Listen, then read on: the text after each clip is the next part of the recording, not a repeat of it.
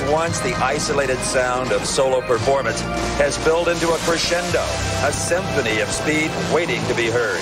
Listen carefully. That fast approaching roar is the thunder in the distance.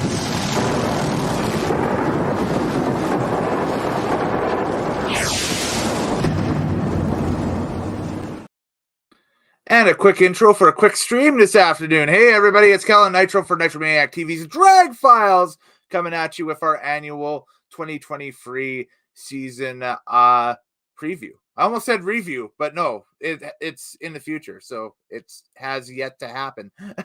Joining me on the stream is Mr. American Hot Rod Entertainment himself. You can see him on YouTube at American Hot Rod Entertainment, and also he is a contributing editor over at CompetitionPlus.tv. It's the one and only Darin William Jr. coming at us from SoCal this afternoon. How you doing, Darin? Coming out of rainy SoCal, man. It's been raining like the past 2 days. It's crazy. We got like a winter storm from Canada. It's all your fault.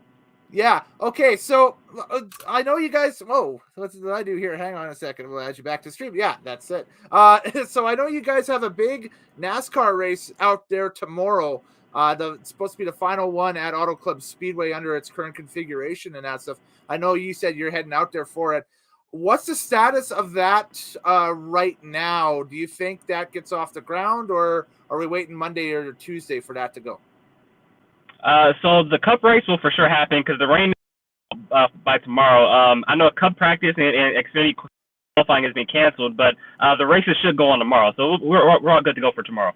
Excellent. No, that'll be some great racing for sure. I'm looking forward to seeing that too. It's kind of sad seeing that oval go away as it is, but there's going to be a nice new short track built, which will be very interesting to see how they do that out there. And hey, if it's anything like the short track was over at Irwindale, it should be a lot of fun. So definitely. Well, I hear like the short track, so it's supposed to be like Martinsville in the straightaways and Bristol in the corner. So like a Bristol hybrid. So we'll see how that all plays out. I'm looking forward to it, but I'm going to miss the 2-mile configuration because I actually went to the first race when it first opened in '97. And so after all these years, 25 years later, it's kind of to go. Absolutely. Well, we'll get right after it with the preview stuff here today because I know we've got you for a short time. What we'll do here is if anybody wants to get interactive, of course, feel free to throw some questions up in the chat for us. Get interactive, I should say, and post your comments here in the chat, either on YouTube or on the old Facebook Live as well on the Nitromaniac TV's Drag Files page, and we'll get that rolling this afternoon. And if I can get that going, we'll get right after it into our first class here this afternoon. We're going to start with Pro Stock Bike. Actually, yeah, we'll start with Pro Stock Bike, and then we'll get into the schedule stuff at the end of the live stream here this afternoon because the schedule itself is very interesting. But Pro Stock Bike, I find, is going to be very interesting this season going into it. Of course, we're opening at the Gator Nationals this year, which is the traditional season opener for the bikes going forward on the circuit. And basically, it's going to be everybody trying to track down this guy, Matt Smith, after last year. He's dominant. He's 1-6, he's 1-6. He's trying to break the record that he's tied with Dave Schultz with right now to go for because nobody has ever won more than 6 in the class, correct? Yes. Yeah. So that's what he's looking at.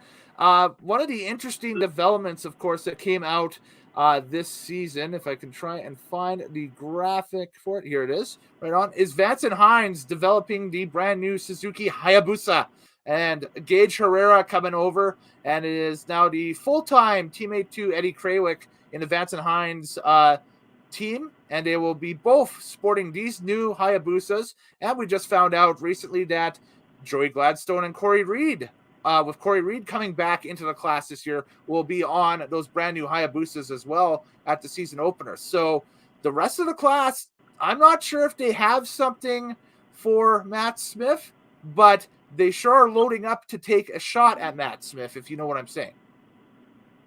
No, for sure. And you know what? We saw Matt Smith, on the Suzuki last year. Freshman beat, Steve Johnson in that great, final round on a hole. He won his first race on the Suzuki. But I think if this is any year where anybody can topple Matt Smith, I think this may be the vulnerable. Not on a V2, still trying to get it all figured out. Bobby Bennett from Complex, AHRE, obviously, new Hayabusa bodies, like you said, but he's looked very good in testing. He could have a breakout season here in 2023.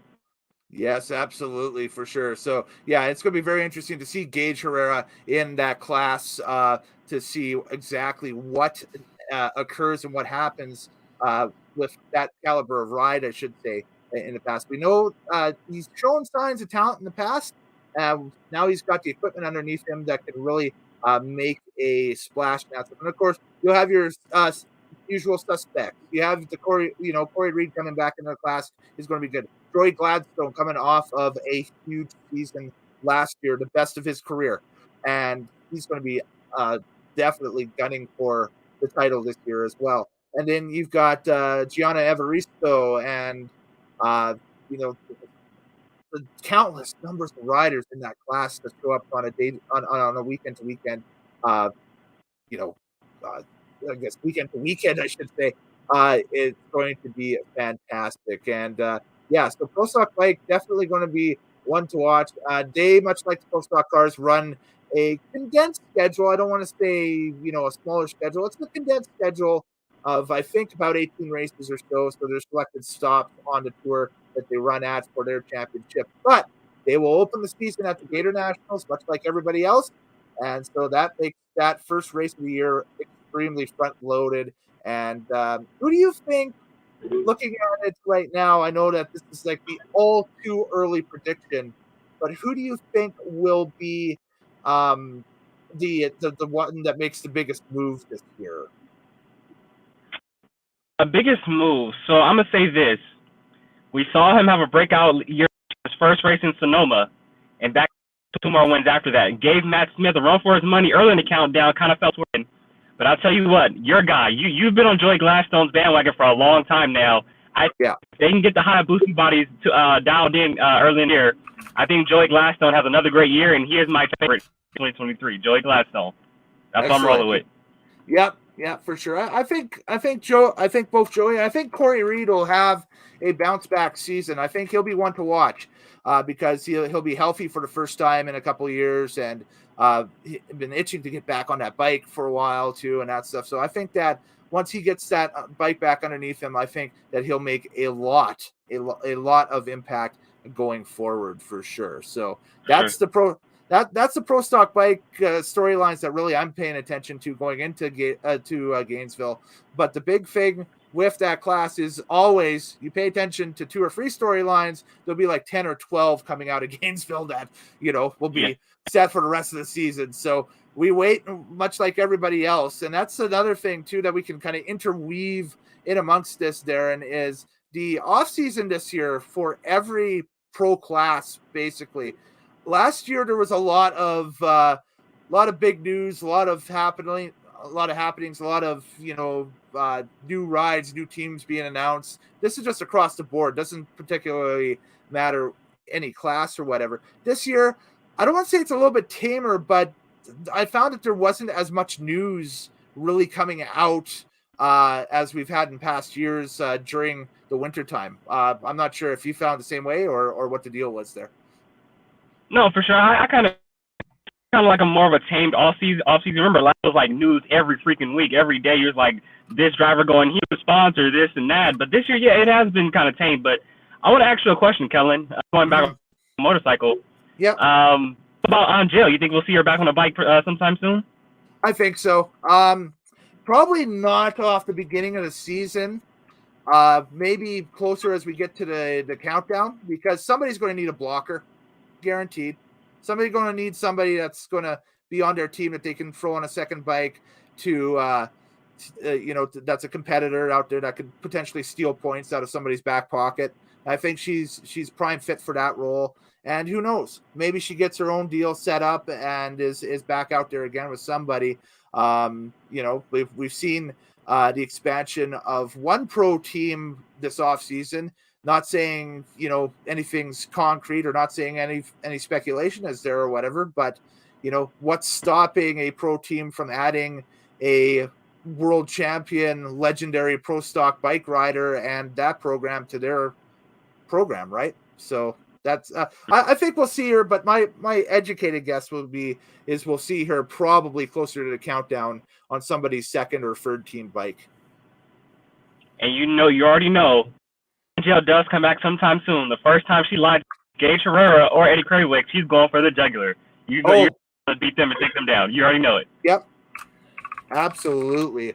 I'm just adding a quick little poll to our little chat here on Facebook. So by the end of the thing, I should have some answers here. What's going on? It's basically which class is going to be the standout class this year in 2023 out of the 4 classes. So we got Pro Stock Bike, of course, Pro Stock Car, Top Fuel, or Funny Car out of the 4 quote-unquote pro classes that run on the Camping World Tour. So that for sure is going to Top be... Fuel. Yeah. Oh, well, there you go. There's Darin's vote right there. So to support Darin, vote Top Fuel. It's basically like that. So we put it in the hands of the people for sure. Going forward. So yeah, Pro Stock Bike definitely going to be fun to watch this season. So we'll make the transition from the bikes quickly over to the cars, and down at the bottom of the screen, our underticker that I've stolen from the wrestling channel. I brought it over for the drag racing preview today. Has last year's point totals. That's what you're looking at, by the way, at the bottom of the screen as it's scrolling across for everybody. And you can check that out and to see where your favorite finished in the 2022 points in case you haven't figured it out yet. That's basically the number they're going to be running on the wheelie bar or on the back window or on the wing or on the spoiler or on the rear window, wherever they decide to put their number on the side of the car, unless you're Ron Capps, did your number 1. And then when he's not the world champion, he just puts 28 on his car anyway. So there you go. So yeah. And I think well, the Force over the past few years has run what he's finished in the standings anyway.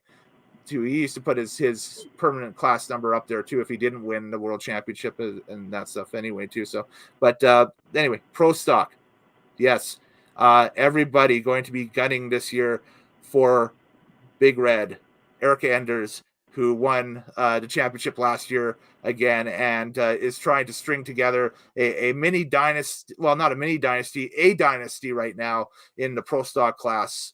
So much so that there was a merger announced during the offseason between KB and Titan engines, KB Racing and Titan Motorsports, Titan engines, with the aptly named KB Titan program now.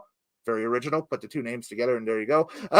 And so, yeah, that's a whole run of teams we got now, Darin, under that umbrella, because you got Greg Anderson, you got Camry Caruso, you've got Kyle Koretsky, and you got Dallas Glenn. So you got 4 competing against the juggernaut that is the Elite Motorsports team on a weekend-to-weekend basis. Thoughts on that move?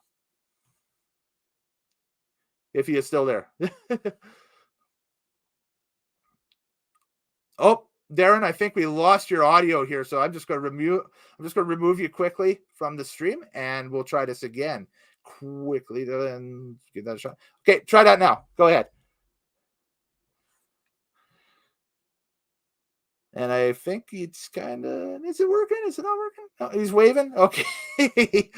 Darin, we can see you. We cannot hear you. That's the problem that we've got. So we'll have to try and get that rectified going forward onto the rest of the stream for this afternoon. But there we go. Get your comments in, of course. And like I said, if you got the comments for the live stream today, it'll pop up on the thing. So yeah, so he's going to pop out for a quick second. I tell you what, we'll re-ask the Pro Stock question. And while he's doing that, I've got some video stuff here that we can play. One of my supporters, that I'm really excited to jump back on with this year on Nitromaniac TV on Drag Files is, well, I think there we go. Yes. One of my performers there we go. Sorry.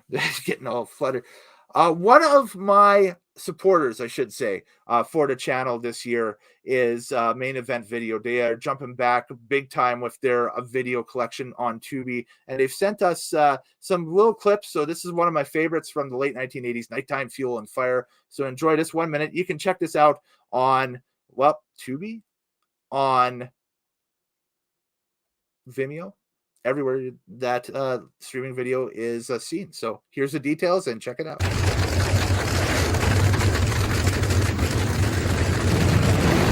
Sound loud enough to knock you down. The roar of nitro-powered engines reaches out into the stands to grab and hold the attention of every fan. Burnouts complete. Drivers bring their sleek cars to the starting line. Enclosed in helmet and cockpit, they peer ahead at their destination.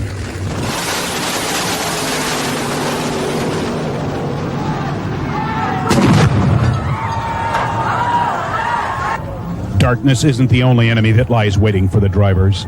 Though the darkness can be unnerving, more dangerous by far can be the light. The blinding flash of light from fire.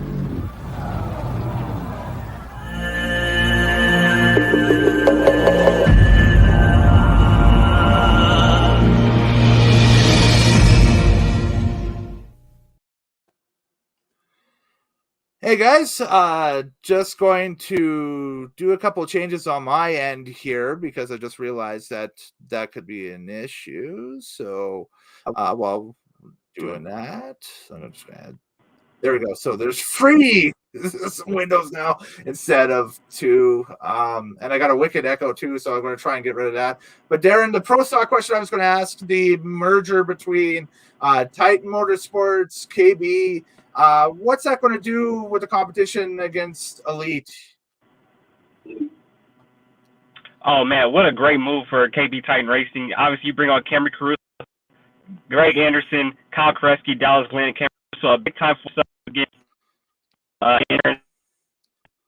Bo Butner. So it's gonna be great. It's gonna be a fun battle in 2023 in Pro. But I'll tell you what, Erica Enders 10 wins, 22. I don't know if she'll be able to back that up, but I think she'll come about close. But I'll tell you what, I think Greg Anderson comes back with a vengeance here in 2023. Yes, for sure. Let's change that around here. That is not working. There we go. That's better. Yeah, no, that seems like it's going to be a very solid program going forward in 2023. I think the field is at the strongest that they have been over the past couple of seasons in order to dethrone Erica. I think that and that Elite Juggernaut. But the thing is that the Elite Juggernaut, they continue to keep finding ways of winning. When you think you got them down and out, they've got the resources to go forward. And all the younger drivers on that program have had one more season to kind of to season themselves and that stuff. I mean, we saw Troy Coughlin Jr. at the end of the year get really big and grisly in final rounds and that stuff and actually rattle off an event win or two. So we're going to see exactly what has kind of expanded going forward into 2023 on that side, most definitely. Who do you think is going to be the biggest mover in that class this year for Pro Stock Car? I'm looking at. The first one I'm looking at was Glenn. Remember, great rookie season, came out strong in 2021. I would say, and tell me if you agree with me or not, a little bit of a sophomore slump in 2022. One day, don't do much after that. Let's see if he can come back in 2023. So Aaron Stanfield, if you remember, although Erica had that great year last year, Aaron Stanfield was right with her in the beginning of the season. Erica Aders, because Aaron Stanfield was right there with her around. So I think this could be a year finally breaks through. It could be the championship favorite going into 2023. Yes, for sure. I think that Aaron Stanfield would be my guess for somebody that will be the standout or the biggest mover that I've got, at least on that list. And again, that's going to be a thing where if you get the two of them in the finals, what's going to happen on a Sunday to Sunday basis? I think early in the year it's going to be just heads up, throw down, whatever. But when we get to later on in the season, we'll have to see exactly if I don't think team orders will come into play or anything like that. But I think that and they never have, in my opinion, with Elite. But I think they race their stuff straight up. I think that a lot of people are very I think a lot of people on that team are very competitive and very hungry and willing to go head to head for event wins and that stuff. It's just going to be a question of what happens. Yeah. And then you got Erica, running double duty this year, running Mountain Motor Pro. If that, I'm not, getting away or anything like this. Could open the door for Aaron, a guy like Aaron, or a guy like, Dallas to, kind of swoop in and take advantage of it. So we'll see what happens. Mm-hmm. Yes. Yeah, of course, Dallas Glenn will be watching for that. And, with the Rad Torque sponsorship and so on and so forth. So that'll be a lot of fun to see, as that class unveils itself throughout the season and we get the results. We start getting the results in Gainesville again. Day also will be running a condensed schedule of what is it? It's 18 races for Pro Stock Car still too, right? I think so. Yeah, it's 18. Yeah, it is. Yeah, for sure. So that's what we've got. Yeah, what's up? Yeah, I hear you. How's my connection? Yeah, it's back to how Okay. it was at the beginning of the show. Yeah, so we got your video, and it just sounds like I'm talking to you through a telephone, and that's the best that we've got. So we'll make do with what we have. We'll push things forward here and jump ahead with a little bit of funny car talk as we switch over to the Underticker over to the Nitro funny car contingent. They will be running all of the events this year on the Camping World Drag Racing Series, as they often and always do.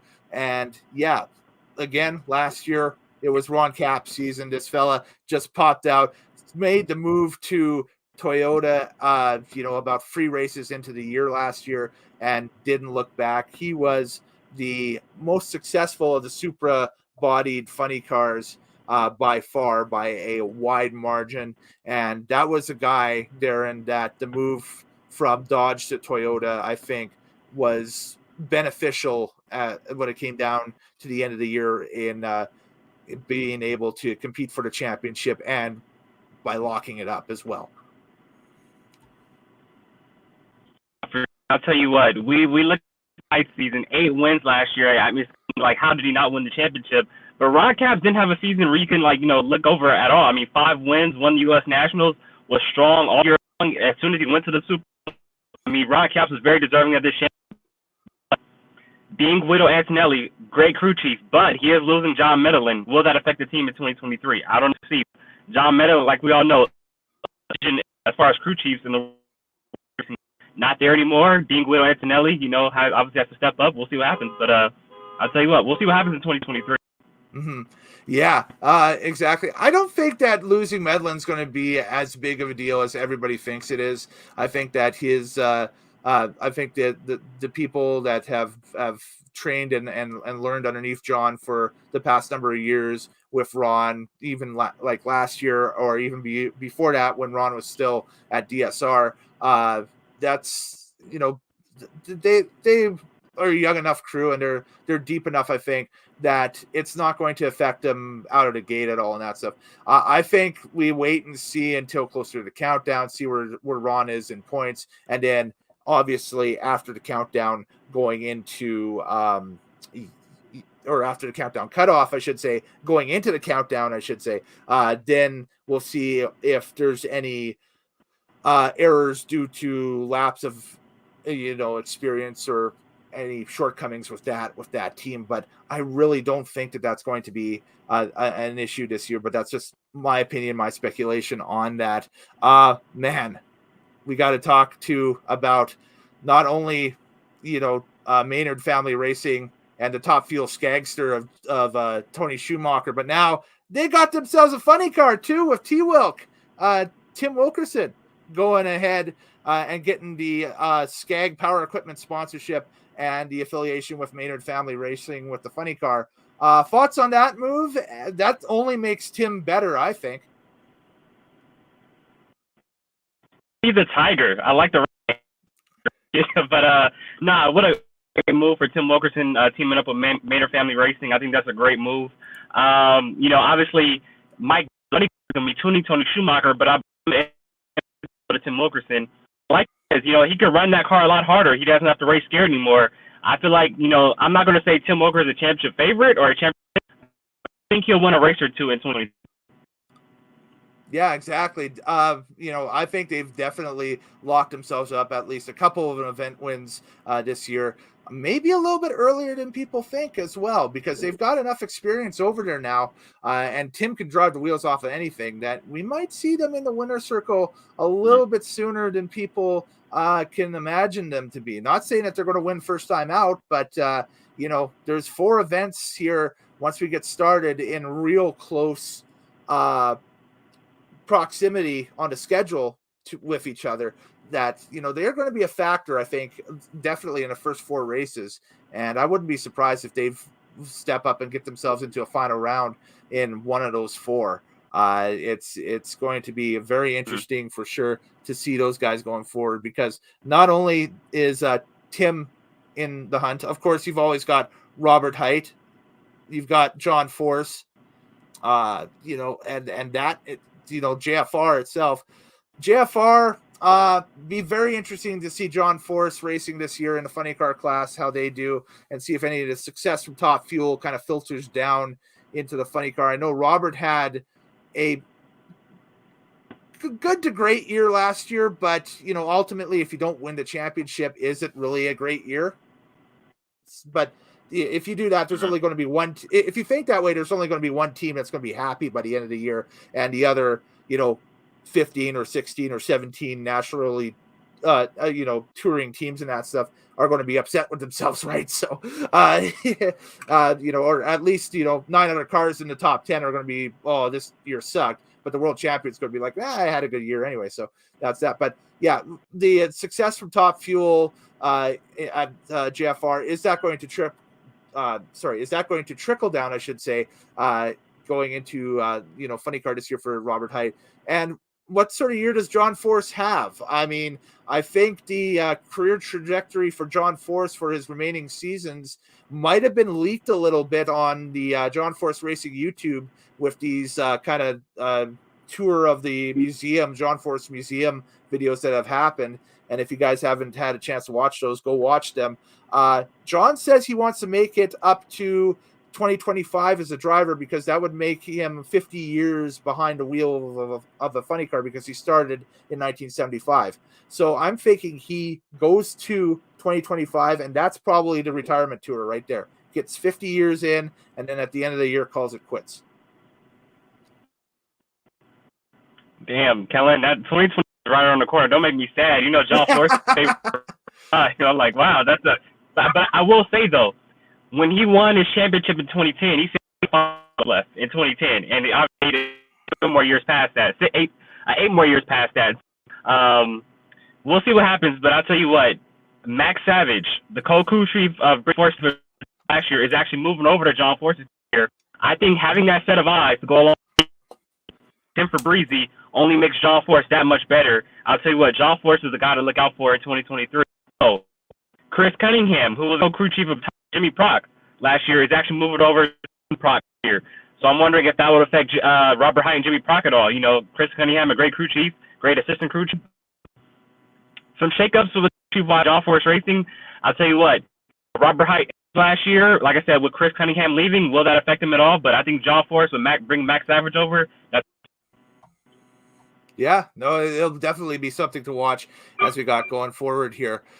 We are going to go ahead and make a quick little change onto the bottom of the. Well, I forgot my standard question with Funny Car before we move into Top Fuel is out of the top 10 that we've seen last year, hell, out of the top 13 or 14 cars in the nation, who do you see making the biggest jump? Who do you think is going to make that next level jump next year, or sorry, this year, I should say, 2023 in the class? I'll go either J.R. Todd, I think he has a bounce back year, or Tim Wilkerson, one of those 2 guys. Yeah, I think T. Wilk is my vote there. Take that back. Hold on, I'm sorry. Okay, yeah. Cruz Petrogon. Wow. You see the performance he put on last year at the World Finals? Oh my goodness, Petrogon. Well, he's had he grabbed possession of all of the crew guys and basically the crew and the setup for Tommy Johnson Jr. win, 3 years ago? Something like that? It's been 3 or 4 years? Yeah, 2021. 2021.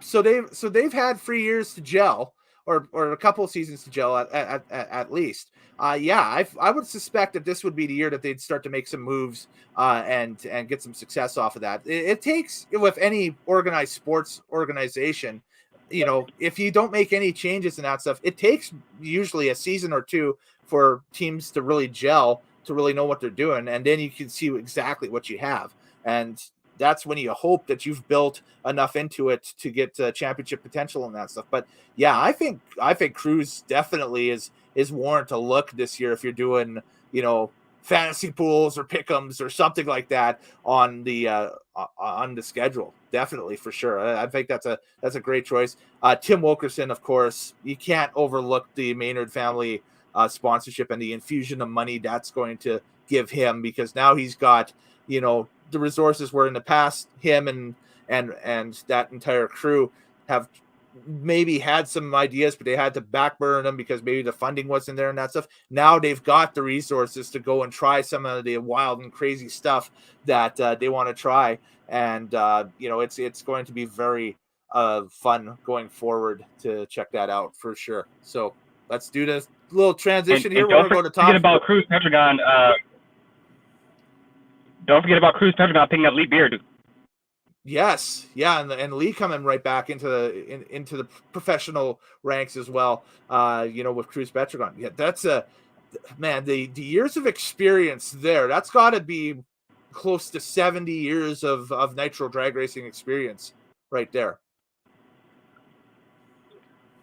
Definitely, for sure. If you guys have any comments or questions, feel free to throw them into the chat, and don't forget about the poll. Which class do you think will be the standout class this year on the 2023 Camping World Drag Racing Series Tour? You can find that poll right now on the YouTube link. So just head on over to Nitromaniac TV's Drag Files over on YouTube, and we will definitely read out the poll results at the end of, the stream here. And we're rapidly closing into that because we've got Top Fuel here on the ticker going across. That's where all your favorites in Top Fuel finished last year going forward. And Top Fuel this year, it's going to be a dogfight because, was listening to the NHRA Insider podcast with Brian Loans. He had Tony Schumacher on this past week.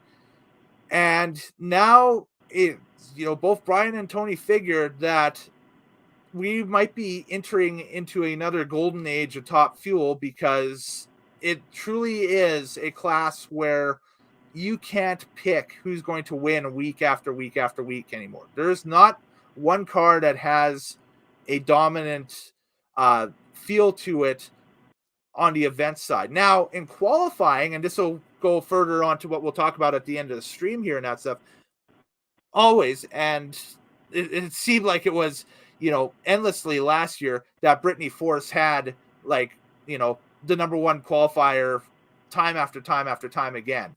And that it was just basically a formality that she was just going to walk up there after 3 rounds of qualifying or 2 rounds of qualifying, enough time for Grubnick to figure it out, and Max Savage. But of course, with Mac going over to the funny car side, it's just going to be David this year. And they would just rattle off either a track record or something close to it, get the number one spot, and get at least an easy first round. So already points in the bucket for them. Do you think that continues this year, or do you think the gap has narrowed? But because you look back at it was the year where they really were just dominant in qualifying. Not saying they weren't last year as well, but I feel like last year they kind of took a step back from trying to get the number one a lot. Don't get me wrong, but I feel like they towards getting the tune-up around on race day, and you could tell it really came to fruition because 5 wins last year, had the clutch wins and help her win the championship. I think it'll go status quo this year. I think Brittany won qualifier positions again, and she's going to go out and win races. Just my opinion. Mm-hmm. Absolutely, yeah. That's going to be something to watch in that class. And you got the usual suspects like the Steve Torrance. Of course, he did the unveil of his wrap for 2023. Very cool sketch on his Instagram, as we've got it up here. Of his of what the car will look like for 2023. Does Steve Torrance have a bounce back year this year? I think he does. I think that I think that team could potentially kind of bounce back, and they've stuck with a lot of things with that program. They've done some changes, obviously, towards the latter part of last year. But they stuck with a lot of things with that program that have made them successful. And Steve's work ethic is second to none anyway. So I think that I think you could see them make a little bit of noise this year. I think Torrance is definitely on the comeback trail. To the extent of that, I have no idea, but he's going to be my pick for somebody that has this. That's going to be the biggest mover, or at least a bounce back performer for this year, will be Steve Torrance. That's a guy I'm going with. For bounce back performer, what are you forecasting here, Darin, for Top Fuel? Bounce back performer. Great rookie year. Won 2 races that year. One in his debut in Gainesville, which was crazy. Won Charlotte in the count. Championship spoiler that year. Like kind of I don't know if it's technically a sophomore season, but kind of a slump in 2022. Didn't win any races. I think they're back in 2023. Getting the winners. But I'll tell you what, my championship favorite boys are back. Antron Brown running in the 60s again. Last year, Antron Brown is back. Brian Oswald, I think they have a great year in 2023. Antron Brown, 23 NHRA Top Fuel champion. Excellent. And you said the biggest mover was going to be Josh Hart. That's what you're talking about. You cut out a little bit. That's why I just want to get the name out there. Josh Hart. Josh Hart, yes. R&L Carriers car. Yeah, Josh Hart. Yes, definitely. Yep. And there's a great video up on NHRA's social media right now on their YouTube channel, kind of forecasting what that team is looking to do this year and that stuff. And they talked to Ron Douglas and what he expects the car to do. And he expects the car to do a lot more than it did last year. Definitely. I think they put the work in, and it's going to be some great stuff for sure. So to quickly get to our last little bit of the preview here, I just want to talk about the schedule, first of all, and some of the new wrinkles in the schedule that NHRA is trying with the 4 professional classes, with qualifying and with the race schedule itself. So first we'll start with just the schedule in general. And, we would normally be a couple of races in at this point of the season, which is weird to say that we haven't had anything yet. But this starts, in a couple of weeks in Gainesville, and then they do a West Coast swing for about 3 races where we have the potentially last race at Phoenix. I know it's been advertised as such. There's been speculation both ways on that as of late. We have the Winter Nationals happening close to the spring. So it's the Winter Nationals in spring. We had the Winter Nationals in summer, Darin, and now we're going to have the Winter Nationals in the springtime. And that, of course, ends up with the last race of the West Coast swing at the 4 wides in Vegas. Thoughts on that? They did that because there was it was easier for the teams with the supposed, I'll do the air quotes here, supply chain issues with parts and so on. That we've heard with everything from groceries to building 747 jumbo jets as of late as being the reason. But you're a lot more connected. You're closer to people down there than I am. Thoughts on the tweak of the schedule, and I don't want to say this is permanent or not, but do you see them potentially exploring this in the future, maybe? I'll say this. Growing up in Southern California, I went towards Pomona. Pomona is my favorite racetrack on the tour. But it's just my opinion. I think it's a permanent move. I think it's looking like this could be permanent. I mean, the crowds at Pomona haven't been the greatest. I do think it's coming back. Don't get me wrong. I think it's coming back. By the time we get to the World Finals this year, I believe Pomona's going to be packed for the World Finals. But this might be. Do I like it? It's best for the sport. You know, I'm just a traditional. I want to see the season starting in Pomona, but hey, it is what it is.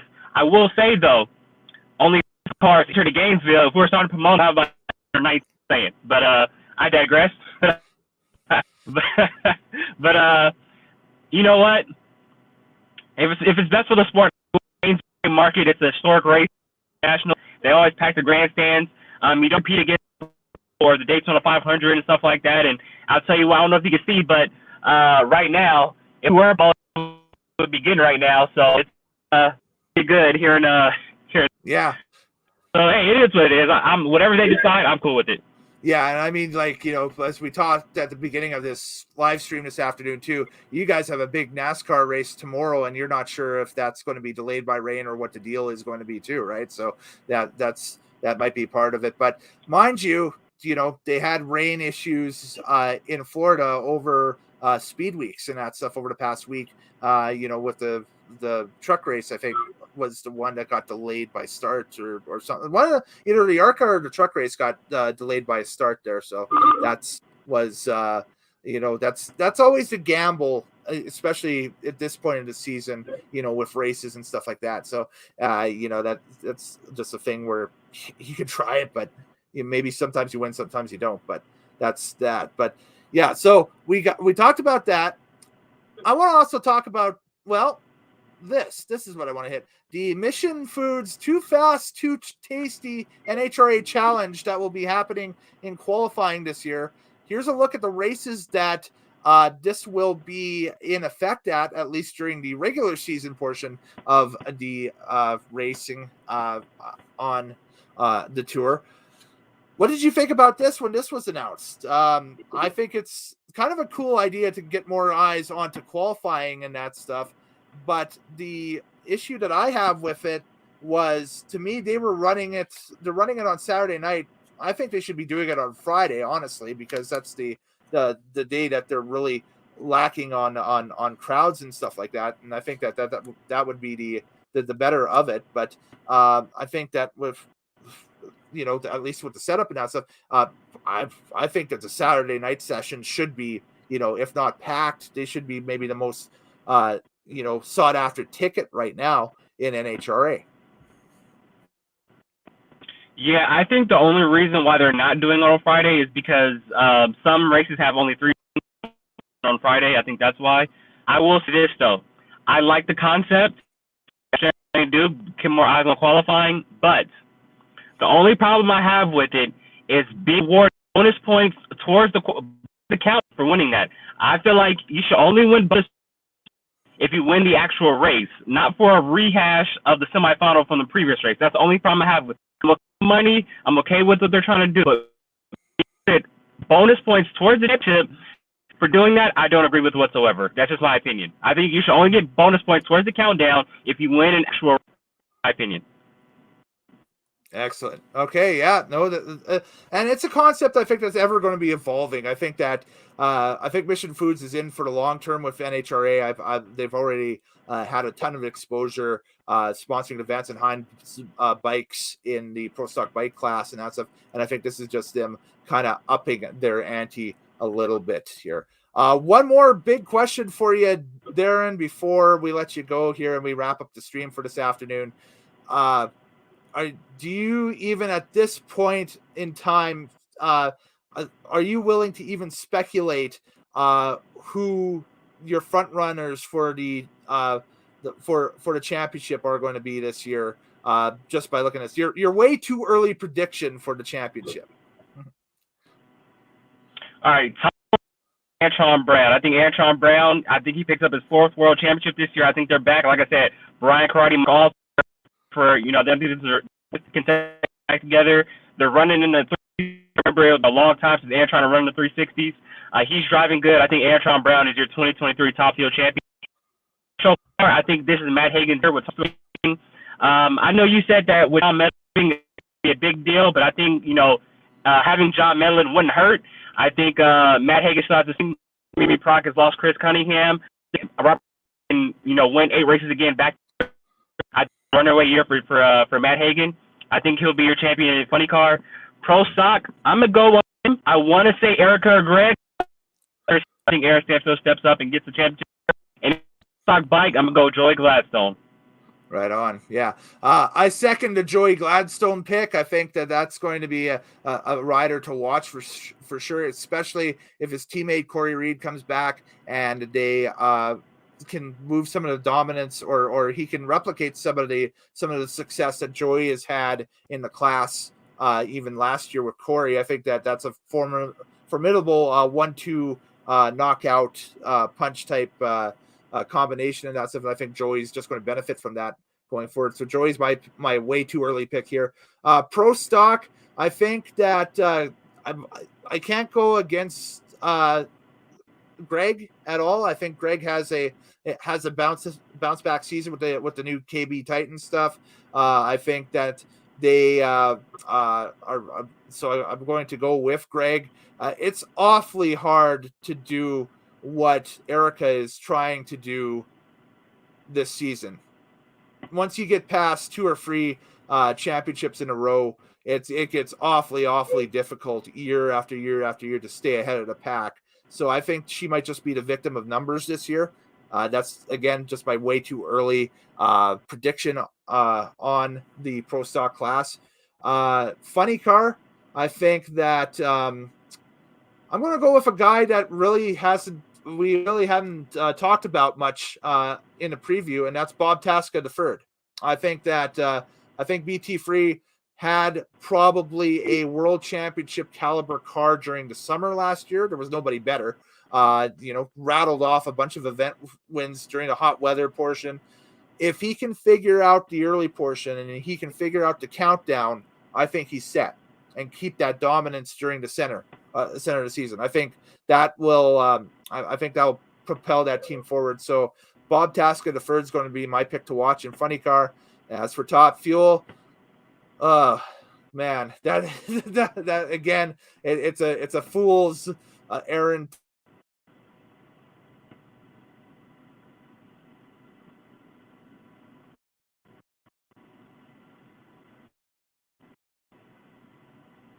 We did. Nope, we're back. Okay, great.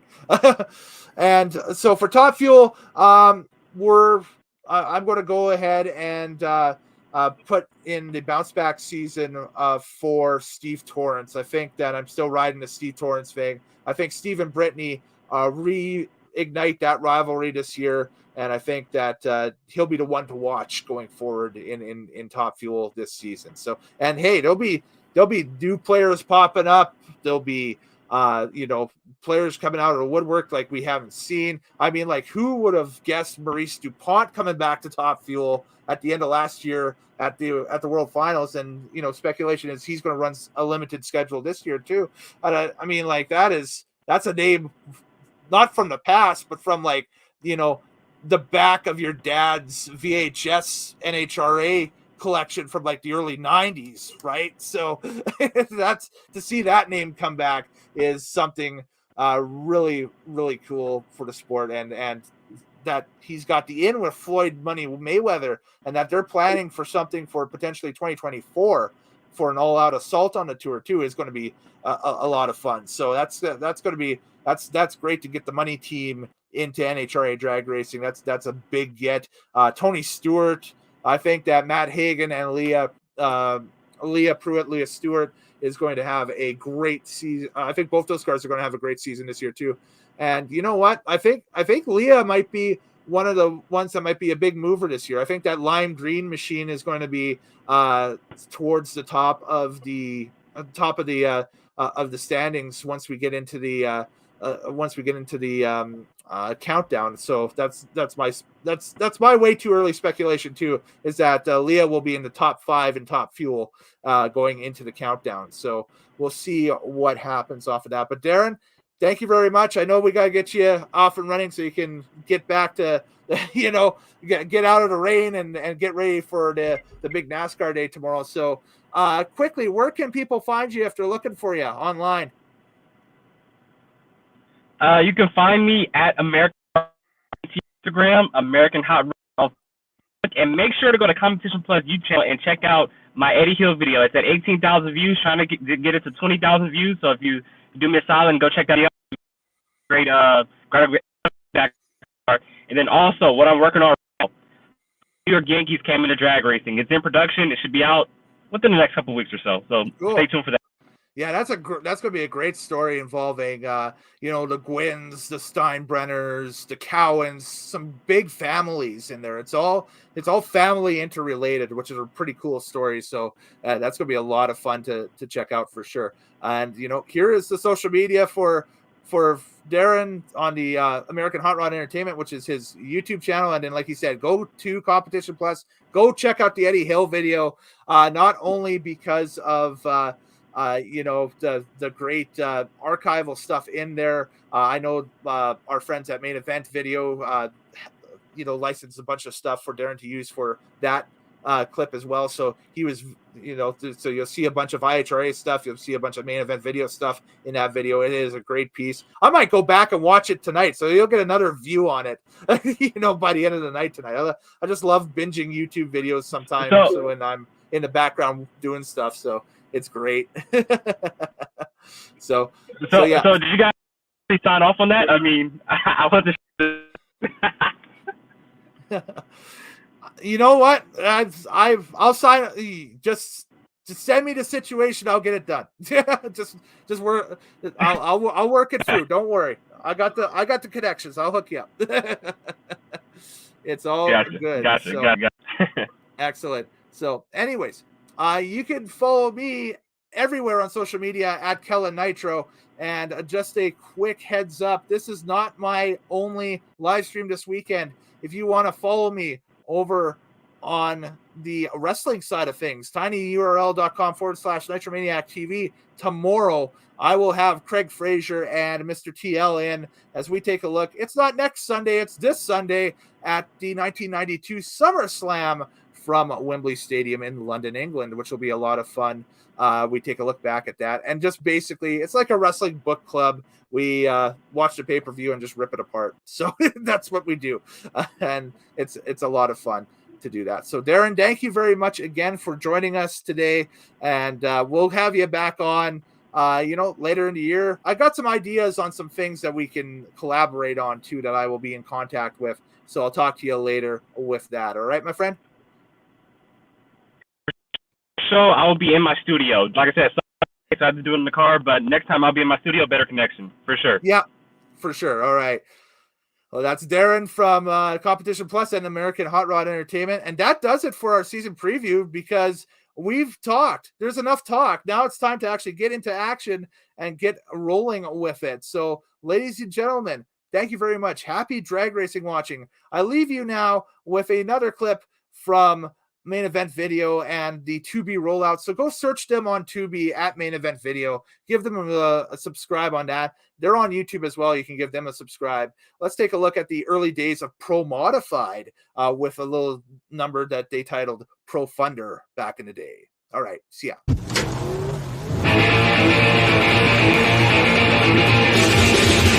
AC Delco brings you the Nitrous Outlaws of drag racing's most popular class,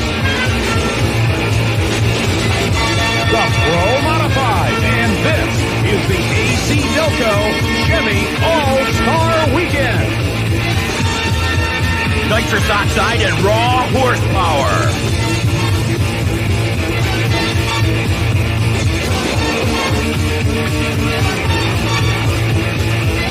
200-mile-per-hour fury. 6-second elapsed time.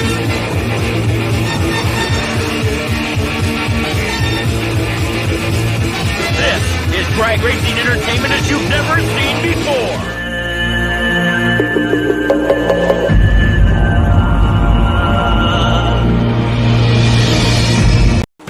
Nitromaniac TV's Drag Files, taking you trackside where an admission pass won't. Subscribe today for the best in modern and archival drag racing content. Plus, coming soon, join Kellen Nitro as he takes a look at the classic races that make up drag racing history in the Retro Race Review.